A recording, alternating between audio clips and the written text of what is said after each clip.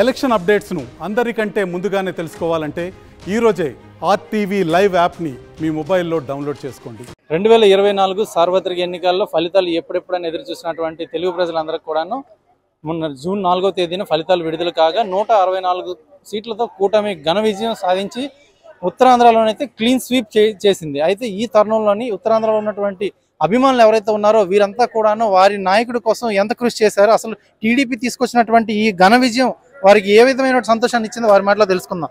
అసలు ఇప్పుడు చూసుకున్నట్లయితే కనుక టీడీపీ క్లీన్ స్వీప్ చేసింది ప్రెజెంట్. అసలు దీని పట్ల మీ అభిమానులుగా మీరు ఎలా ఫీల్ అవుతున్నారు? నిజంగా తెలుగుదేశం రాజకీయ జీవితంలోనే ఇది ఒక మైలురాయి శ్రీకాకుళం అని చెప్పుకోవడానికి. ఎందుకంటే ఒక కార్యకర్తగా, ఒక సర్పంచ్గా ఎదిగి ఈ రోజు ఒక ఎమ్మెల్యే నిలిచారు అంటే అది శంకర్ గారి కృషి, పట్టుదల. ఈ రోజు ఆయన్ని నమ్మి చంద్రబాబు నాయుడు గారు 40 సంవత్సరాల జీవితం ఉన్న రాజకీయ ప్రవేశం ఉన్న వాళ్ళని కాదని ఈయనకి సీట్ ఇచ్చారు అంటే ఆయన ఐక్యూ పవర్ అలాంటిది. ఎవరు ఎక్కడ గెలుస్తారు, ఎవరు ఎక్కడ ఉంటారు అనేది ఆయన ఎప్పుడో నిర్ణయిస్తాడు. ఆయన అందుకే రాజకీయ చాణక్యుడు. అధినేత చంద్రబాబు నాయుడు, అలాగే జనసేన అధినేత పవన్ కళ్యాణ్, బీజేపీ 3 కలిసి కూటమి ఈరోజు గెలుపు సాధించడం పట్ల అసలు చంద్రబాబు నాయుడు గారు పోషించిన రోల్, అలాగే దానికి సపోర్ట్ ఇచ్చినటువంటి పవన్ కళ్యాణ్ ఇచ్చిన సపోర్ట్ ఏ విధంగా పనిచేసింది ఈ ఎలక్షన్లో? చాలా బాగా పనిచేసింది. ఎందుకంటే అవినీతి మీద ఎప్పుడైనా ధర్మం ఎప్పుడైనా గెలుస్తుంది. ధర్మం కోసం పోరాడినాడు ఎవరైనా గెలుస్తారు. అదే తీసుకున్నారు. ఈ రోజు 3 కూటమి మొత్తం కలిపి ఎన్డీఏ ప్రభుత్వంగా చేసి ఈ రోజు ప్రభుత్వాన్ని స్థాపించారు. ఈ రోజు క్లీన్ స్వీప్ చేశారు అంటే దానికి కారణం మంచితనము, ధర్మం గురించే. ఈ రోజు ధర్మ పోరాటం చేశారు, ధర్మంలో మనం గెలిచాము అంతే. ఇది ఒక క్రికెట్ మ్యాచ్ అనుకుంటే గనక సిక్సర్ కొట్టింది టీడీపీ, సిక్సర్ల మీద సిక్సర్లు కొట్టిందని అనుకోవచ్చా? తప్పకుండా అనుకోవచ్చు. సిక్సర్లు అంటే సిక్సర్లు కాదు, ఎన్నో సిక్సర్లు కొట్టి మేము సాధించామని మా అన్నయ్య కోసం మేము చెప్పగలం. ఎందుకంటే ఆయన ప్రతి మెట్టుకు కూడా ఆయన కష్టం ఉంది. ప్రతిదీ కూడా ప్రజల మీద బాధ్యత వేసి ప్రతిదీ ప్రజలతోటే మన పని, ప్రజలే దేవుళ్ళు, ప్రజలే నాకు అన్నీ అని ఆయన వెళ్ళినందుకు ప్రజలు మంచి గిఫ్ట్ ఇచ్చారు ఆయనకి. ఇదంతా ప్రజా పరిపాలన, ప్రజలే నా దేవుళ్ళని నమ్మినందుకు వాళ్ళు బంపర్ మెజారిటీతో గెలిపించి శంకర్ గారికి గిఫ్ట్ ఇచ్చారు. శంకర్ గారికి తీసుకెళ్లి చంద్రబాబు నాయుడు గారికి ఇవ్వాలని ఫిక్స్ అయిపోయారు అనమాట.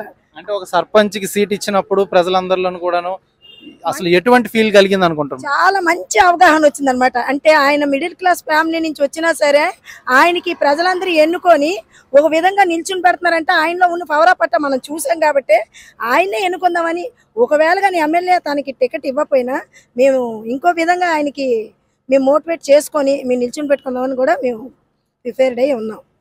శంకర్ గారికి టికెట్ వచ్చిన మరుక్షణం ఇక్కడ చూస్తే రెవెన్యూ మినిస్టర్గా ఎంతో రాజకీయ ఉద్దండు ఆయన పైన ఈయన పోటీ చేసేటప్పుడు ఒక రకమైన ధీమా వ్యక్తం చేశారు. ఆ ధీమా ఇప్పుడు ఎలాంటి జవాబు ఇచ్చింది అనుకుంటా?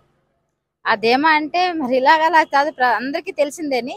అసలు ఆయన మీద గెలడం కూడాను ఏదో సామాన్యం అనుకున్నారు తప్ప కానీ ఇంత మెజార్టీతో వస్తుందని మాత్రం ఎవరు ఊహించలేదు. అది ప్రజలే చేశారు. అదొకటి. ఇంకా అతను చేసి 4 సంవత్సరాల కృషి ఏంటంటే అన్నా క్యాంటీన్ చాలా మందికి భోజనం పెట్టారు. ఈ రోజు ఒక ప్రభుత్వం వచ్చిందంటే అన్నా క్యాంటీన్ తీసేశారు. అసలు అన్నా క్యాంటీన్ అంటే పేద ప్రజలు కడుపు కొట్టినట్టే. అది సార్ వచ్చి కనీసం శంకర్ గారు వచ్చి అన్నా క్యాంటీన్ పెట్టడం చాలా మంది కడుపులు నింపారు. అది ప్రతి ఒక్క గుండెల్లోకి తాక్కుంది, వెళ్ళిపోయింది. ప్రతి ఒక్కరు కూడా ఇలాంటి వ్యక్తి మాకు ఉండాలి కన్ఫర్మ్ గా. ఈ రోజు ఏమీ లేని మనిషి, ఒక పదవిలో లేరు, దేంట్లో లేరు, అయినా సరే మా కడుపులు నింపారు. ఈ రోజు అది ప్రతి ఒక్కరు గుర్తించుకున్నారు. అది మాత్రం చాలా వరకు వెళ్ళిపోయింది. కానీ ఒకరితో ఢీ కొట్టడం అంటే ఇది మరి మా నోటితో మేము చెప్పక్కర్లేదు. అతను అంత మెజార్టీతో వచ్చారంటే మరి అతని స్థాయి ఏటో, అతను ఇదేటో అని ప్రజలందరూ తెలుసుకున్నారు. అతను ఏంటో అనేది కూడా ప్రతి గుండెల్లోకి వెళ్ళాను. అతను ఎవరో ఏంటో తెలియదు అని ఒకప్పుడు అనుకున్నారు. కానీ ఈ రోజు అతని స్థాయిలో చూసి అందరూ చాలా సంతోషిస్తున్నామంటే ఆయన లాంటి మనిషి మళ్ళీ ఇంకెవరు రారు, ఉండరు కూడా. అది టికెట్ల కేటాయింపు విషయంలో జరిగినటువంటి జాప్యం వలన టీడీపీ గెలవదు అని చాలా సర్వే రిపోర్ట్లు ఇవ్వడం జరిగింది. అటువంటి తరుణంలోని అతి తక్కువ సమయంలో టికెట్ కేటాయించినప్పుడు కూడాను ఘన విజయం సాధించి పెట్టినటువంటి క్యాడర్కి అసలు ఎటువంటి పని చేసి ఉంటుంది క్యాడర్? అంటే దీని వెనక క్యాడర్ కృషి ఎంత ఉంటుంది?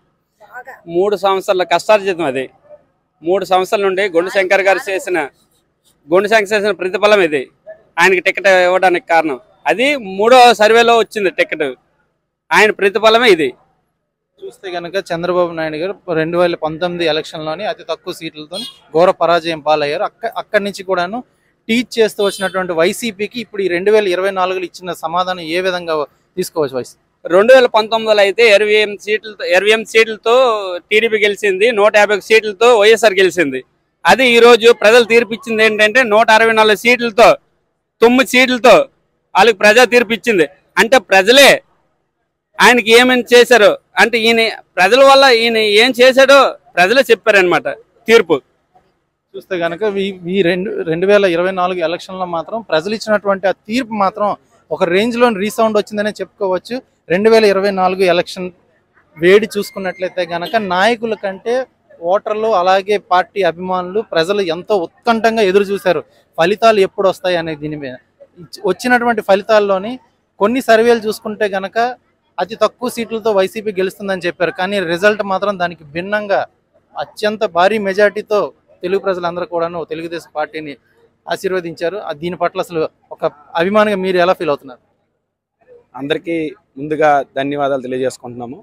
ఎందుకంటే ఈరోజు ఈ విజయం అనేది చాలా పెద్ద విజయంగా మేము స్వీకరిస్తున్నాము. ఈరోజు నియోజకవర్గ జిల్లా మొత్తం మీద చూసుకుంటే గత 30-40 సంవత్సరాలుగా ఇంత 52 పైచీలకు మెజార్టీ రావడం అనేది చరిత్రలో ఆయన తిరగరాసినట్టే. పెద్ద ఎత్తున యువత అంతా కూడా బయటకు వచ్చి గొండు శంకర్ గారికి ఓటు వేయాలి, యువత ముందుకు రావాలనే ఉద్దేశం మీద పెద్ద ఎత్తున అందరూ వచ్చి ఓటు వేయడం జరిగింది. లోకేష్ బాబు గారు యువతకి ప్రాధాన్యత ఇచ్చి టికెట్ ఇచ్చారు. 40% రిజర్వేషన్లో లోకేష్ బాబు గారు మన శంకర్నికి టికెట్ ఇచ్చారు కాబట్టి యువత అందరూ కూడా ముందుకు వచ్చి ఆయన చేసిన సేవా కార్యక్రమాలను గుర్తించి. కూటమిలో మెయిన్ రోల్ పోషించిన వ్యక్తి ఎవరైనా ఉన్నారంటే అది ఎవరని మీరు అనుకుంటారు? పవన్ కళ్యాణ్ గారు. పవన్ కళ్యాణ్ గారు కూటమికి ద హెడ్ ఆఫ్ ది డిపార్ట్మెంట్గా ఆయనే వ్యవహరించి ఈరోజు స్టేట్లో ఎటువంటి ఇవి జరగకుండా అంటే ఎలక్షన్ సజావుగా జరిగాయి అంటే కారణము కూటమి వల్లే. ఆ కూటమికి పెద్ద ఎత్తున మనం పవన్ కళ్యాణ్ గారికి థ్యాంక్స్ఫుల్ చెప్పాల్సింది. మేము తెలుగుదేశం పార్టీ ఉన్నది అంటే ఈరోజు ఏదో పదవులు ఆశించోగట కాదు, పార్టీని మోసింది కార్యకర్తలు. అదంతా ఫేక్ న్యూస్ అండి. పవన్ కళ్యాణ్ గారు ఆ రోజు ఆయన జైలుకి వెళ్ళిన మొదటి రోజే ఆయన ఈ పార్టీకి అండగా దండగా ఉంటాను అని ఆయన మాట ఇచ్చారు. అదే మాట ప్రకారంగా ఆయన ఉన్నారు. ఈరోజు కూటమి మీద ఇంత మెజార్టీ సీట్లు వచ్చాయంటే పవన్ కళ్యాణ్ గారికి అండ్ మోడీ గారికి కూడా మేము థ్యాంక్ఫుల్ చెప్పుకుంటాం. ఎన్నికల ముందు ఇచ్చినటువంటి సర్వేల్లోని మీకు అనుకూలంగా ఇచ్చినట్టు సర్వే ఏదైతే ఉంది అని అంటే కనుక అది మార్క్ రీచ్ అయిందంటే ఎగ్జిట్ పోల్ విషయం పక్కన పెడదాం. ఎన్నికల ముందు ఇచ్చినటువంటి సర్వేల్లో ఎవరెవరు ఇచ్చిన సర్వేలు మీకు అనుకూలంగా వచ్చినాయి, దానికి తగ్గట్టుగా రిజల్ట్ ఎలా వచ్చింది? అంటే సర్వేలు అనేవి ఎన్నికల ముందు అంటే ఎవరు ప్రజానాడు అనేది మనం చెప్పలేము. ప్రజానాడు అనేది మేము ఒకటే చెప్తున్నాము, ప్రజలందరూ కూడా యూత్ని ఎక్కువగా అట్రాక్ట్ అయ్యారు. 40 ఇయర్స్గా ఈ 2 కుటుంబాలు ఇక్కడ ఏం చేసాయంటే ఏమీ లేదు. ధర్మాన ప్రసాద్ రావు ఈ 5 ఇయర్స్ ఏం చేశారంటే జీరో, ఏమీ చేయలేదు, జీరో. ప్రజలందరూ విసిగిపోయారు. మా ఇంటికి వస్తే మా ఇంటికి రావద్దు, నాకు మంత్రి పదవి లేదని ఆయన చెప్పడం, ప్రజలందరూ విసిగిపోయారు. ఇలాంటి వాడికి మనం ఓటేసామా అని. ఆయన వ్యతిరేకత వల్ల ప్రజలు విసిగిపోయి యూత్ అంతా బయటకు వచ్చి శంకర్ గారికి ఈరోజు పట్టం కట్టడం జరిగింది. అలాగే ఎంపీ రామ్మోహన్ రెడ్డి గారు కూడా శ్రీకాకుళంలో 70,000 పైచీలకు మెజారిటీ కూడా రావడం జరిగింది. ఇప్పుడున్న ఈ పరిస్థితి చూస్తే కనుక నెక్స్ట్ ఎలక్షన్లో కూడా చంద్రబాబుకి అంటే ఈ కూటమికే పట్టం కట్టే పరిస్థితులు అయితే కనిపిస్తున్నాయి కదా.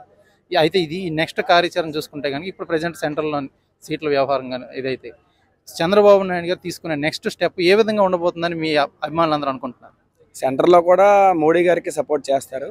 ఎందుకంటే మనకి మొదటి నుంచి మన కూటమి ఎన్డీఏ కూటమిలో మనందరం ఉన్నాం కాబట్టి ఆయన మాట ఇచ్చారు, కూటమికి సపోర్ట్ చేస్తారు. కాబట్టి ఖచ్చితంగా కూడా ఆయన కూటమికి సపోర్ట్ చేసి సెంటర్లో కీలక పాత్రగా చంద్రబాబు నాయుడు ఉంటారని మేము ఆశిస్తున్నాం. చూస్తే కనుక 164 సీట్లతోని ఘన విజయం సాధించినటువంటి కూటమి ప్రభుత్వం మాత్రం ప్రజలందరూ కూడాను ఊహించని గిఫ్ట్ అయితే కూటమికి అయితే ఇవ్వడం జరిగింది. ఎందుకంటే గత 5 ఏళ్ళుగా జరిగినటువంటి ప్రతిదీ కూడాను ప్రజలు నోటీస్ చేస్తూ ఘనమైనటువంటి రీసౌండ్తోని మళ్ళీ చంద్రబాబు నాయుడిని స్వాగతించారు. అలాగే పవన్ కళ్యాణ్ స్టాండ్ తీసుకున్నారు, ఏదైతే కూటమికి సపోర్ట్ చేశారో ఆ సపోర్ట్ మాత్రం చాలా బాగా వర్కౌట్ అయింది. ఇప్పుడు ఈ ఎలక్షన్లోని ఘన విజయం వచ్చిందంటే కనుక దానికి సెంటర్ పోల్గా నిలబడినటువంటి పవన్ కళ్యాణ్ మాత్రం దీనికి హీరోలు పోషించి ఘన విజయాన్ని అయితే సాధించి పెట్టడం జరిగింది. ఏదేమైనప్పటికీ కూడాను చంద్రబాబు నాయుడు, మోడీ అలాగే పవన్ కళ్యాణ్ తీసుకున్నటువంటి కూటమి మాత్రం ఎంతో చక్కగా వర్కౌట్ అయ్యి 164 సీట్లు దక్కించడమే కాదు తెలుగు ప్రజల నమ్మకాన్ని గెలుచుకున్నారు. అయితే ఇకపైన ఎటువంటి కార్యాచరణ చేస్తారు ఏంటి అనేది మాత్రం వేచి చూడాల్సిందే. వీడియో జర్నలిస్ట్ రామకృష్ణతో సురేష్, RTV. మరిన్ని వీడియోస్ కోసం ఛానల్ ని సబ్స్క్రైబ్ చేయండి, లేటెస్ట్ అప్డేట్స్ కోసం వాట్సాప్ ఛానల్ ని ఫాలో చేయండి అండ్ లింక్ డిస్క్రిప్షన్ లో ఉంది.